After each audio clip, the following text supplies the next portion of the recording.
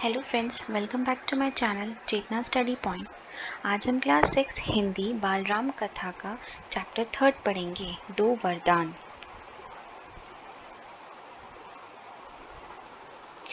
राजा दशरथ के मन में अब एक ही इच्छा बची थी, राम का राज्याभिषेक, उन्हें युवराज का पद देना।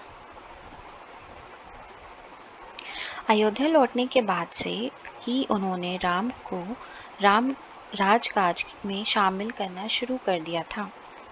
राम यह जिम्मेदारी अच्छी तरह निभा रहे थे। उनकी विनम्रता, विद्वता और पराक्रम का लोहा सभी मानते थे।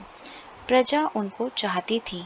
दशरथ के लिए तो वह प्राणों से भी प्यारे थे। दरबार में राम का सम्मान निरंतर बढ़ रहा था। राजा दशरथ वृद्ध हो चले थे। मुनि वशिष्ठ से विचार विमर्श के बाद एक दिन उन्होंने दरबार में कहा, मैंने लंबे समय तक राजकाज चलाया, जैसा बन पड़ा। अब मेरे अंग शिथिल हो गए हैं। मैं वृद्ध हो चला हूँ। मैं चाहता हूँ कि यह कार्यभार राम को सौंप दूँ। अगर आप सब सहमत हों तो राम को युवराज का पद दे दिया जाए।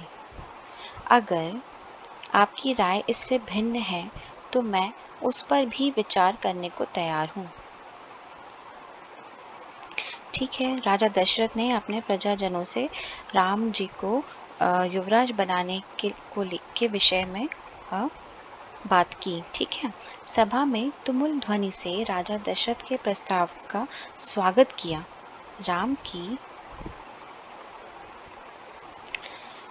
की जय जयकार होने लगी।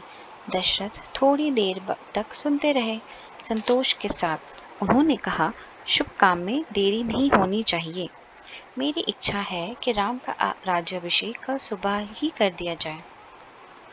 यह समाचार पलक झपकते पूरे नगर में फैल गया। हर जगह बस यही चर्चा थी। राज्याभिषेक की तैयारियां शुरू हो गईं। भरत और शत्रुघ्न उस समय अयोध्या में नहीं थे। ठीक है, वह अपने नाना कैकय राज के यहाँ गए हुए थे। भरत जब भी अयोध्या लौटने की बात करते, नाना उन्हें रोक लेते। भरत को अयोध्या की घटनाओं की सूचना नहीं थी। उन्हें अपने पिता के निर्णय के संबंध में भी नहीं पता था। यह जानकारी भी नहीं थी कि अगले दिन राम का राज्याभिषेक होने वाला है। कैकय से एक दिन में भरत और शत्रुघ्न का आना संभव नहीं था। राजा दशरथ ने इस संबंध में राम से चर्चा की। कहा कि भरत यहाँ नहीं है, पर मैं चाहता हूँ कि राज्याभिषेक का कार्यक्रम ना रोका जाए। उन्होंने राम से कहा, जनता ने तुम्हें अपना राजा चुना है। तुम राजधर्म का पालन करना।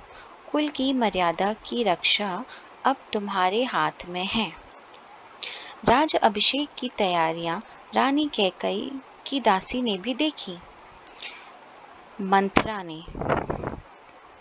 मंथरा कौन थी?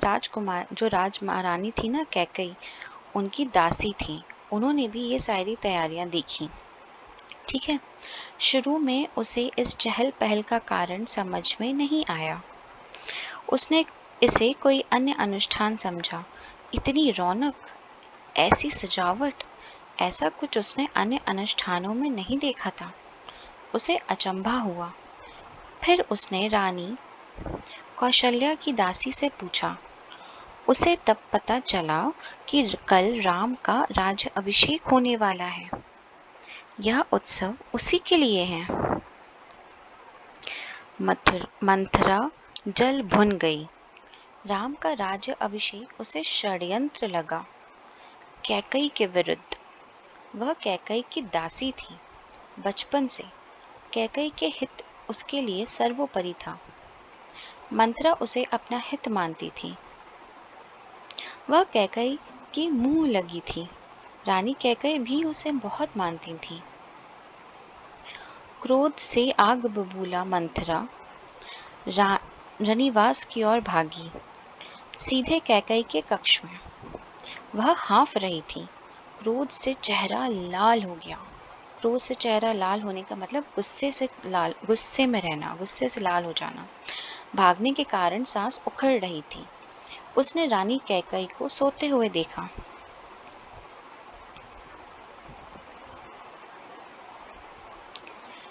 वो रानी के पास जाती है। उसने क्या देखा कि जो रानी कैकई हैं वो सो रही हैं। किसी तरह स्वयं को संभालते हुए मंथरा ने कहा, अरे मेरी मूर्ख रानी, उठ, तेरे ऊपर भयानक विपदा आने वाली है। यह समय सोने का नहीं है। होश में आओ। विपत्ति का पहाड़ टूटे इससे पहले जाग जाओ। रानी कैकई नींद से चौंक कर उठी। उन्हें मंथरा की बात समझ में नहीं आई। बात क्या है?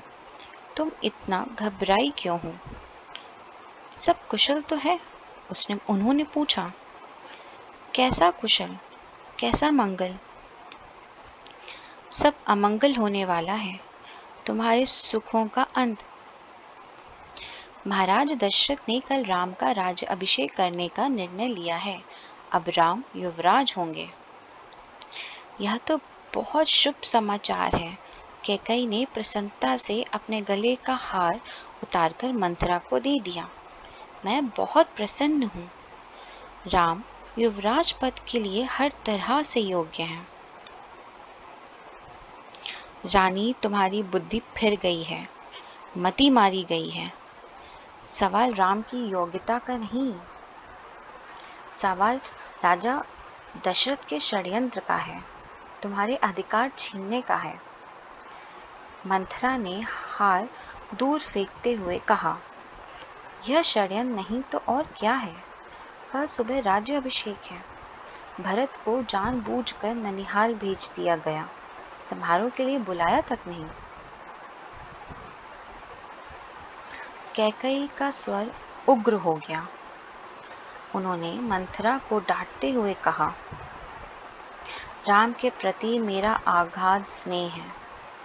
वह मुझे माँ के समान मानते हैं। तुझे इसमें षड्यंत्र दिखाई देता है? इसमें षड्यंत्र नहीं है।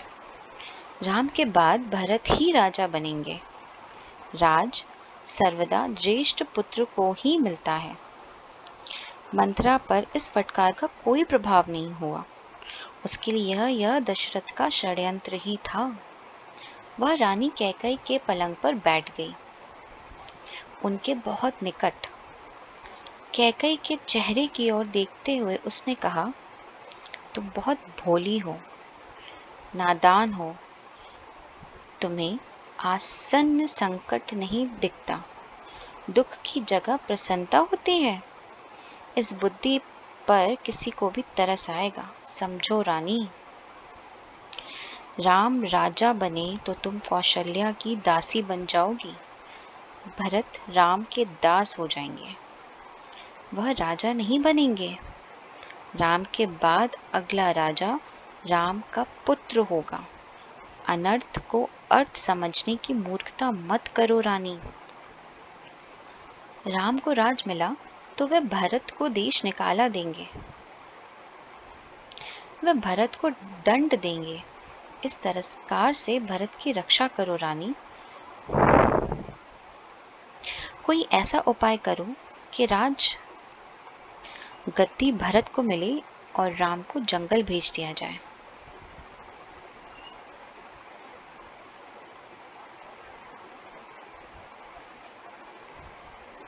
कैकई पर मंथरा की बातों का असर होने लगा। उनका सिर चकरा गया। वह पलंग से उठी तो पांव सीधे नहीं पड़े। आंखों में आंसू थे। मन भारी हो गया। प्रसन्नता की जगह अव्यक्त क्रोध ने ले ली।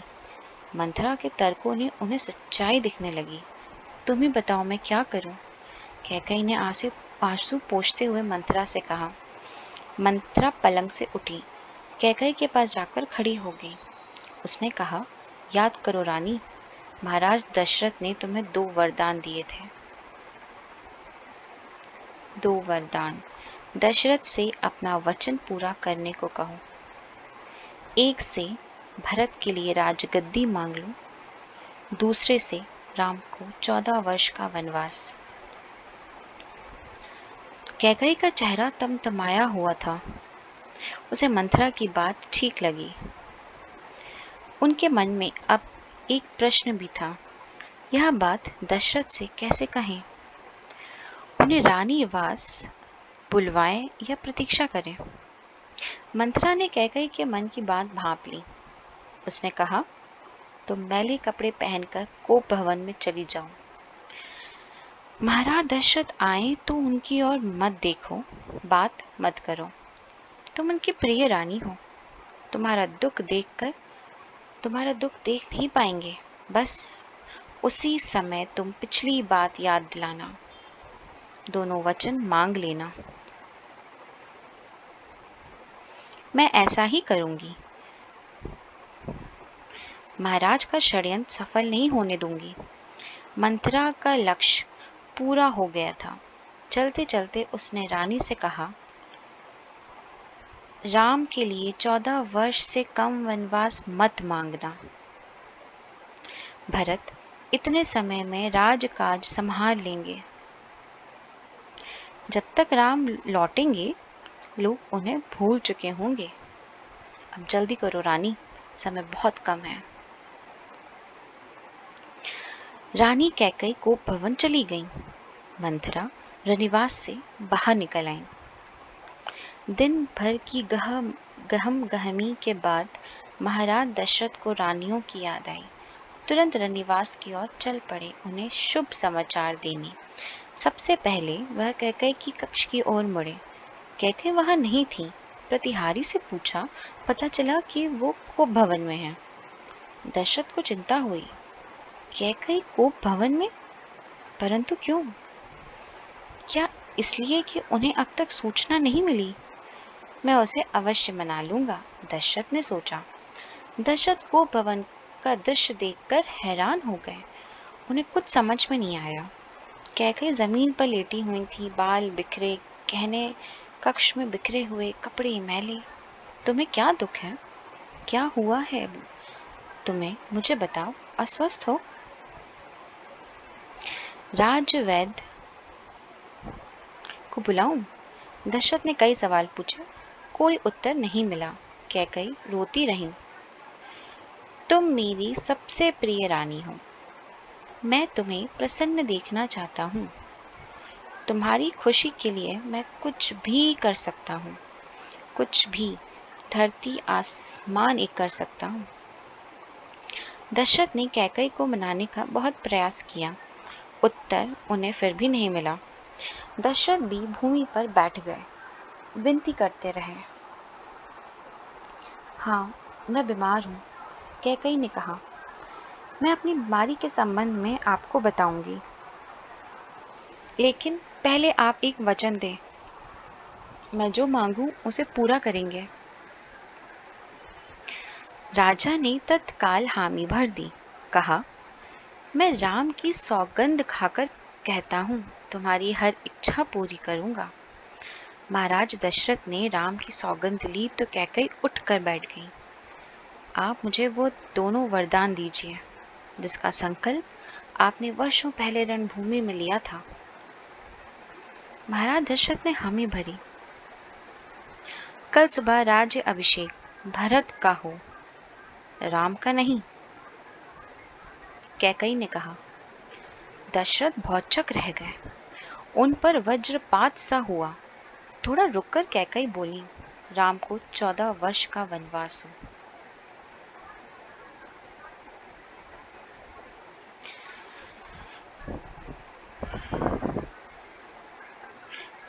दशरथ का चेहरा सफेद पड़ गया। अवाक रह गए। सिर चकराने लगा। वे मूर्छित होकर गिर पड़े। कुछ देर में राजा को होश आया। कैकई की ओर देखा। बड़े कातर भाव से बोले, ये तुम क्या कह रही हो? मुझे विश्वास नहीं होता कि मैंने सही सुना है। कैकई अड़ी रही। दशरथ कैकई की मांग को अस्वीकार करते रहे, अनर्थ बताते रहे। तब कैकई ने अंतिम हथियार चलाया। अपने वचन से पीछे हटना रघुकुल का अनादर है। आप चाहें तो ऐसा कर सकते हैं, पर तब दुनिया को मुंह दिखाने योग्य नहीं रहेंगे आप। रही मेरी बात, आप वरदान नहीं देंगे तो मैं विष पीकर आत्महत्या कर लूंगी। यह कलंक आपके माथे होगा। राजा दशरथ यह सुन नहीं सके, दोबारा बेहोश हो गए। रात भर बेसुध पड़े रहे। बीच बीच में होश आता। वह कैकई को समझाते, गिड़गिड़ाते, धमकाते, डराते, पर कैकई टस से मस नहीं हुई। सारी रात इसी तरह बीत गई। वीडियो पसंद आई हो तो वीडियो को लाइक करें, चैनल को सब्सक्राइब करें और शेयर करें। Thank you.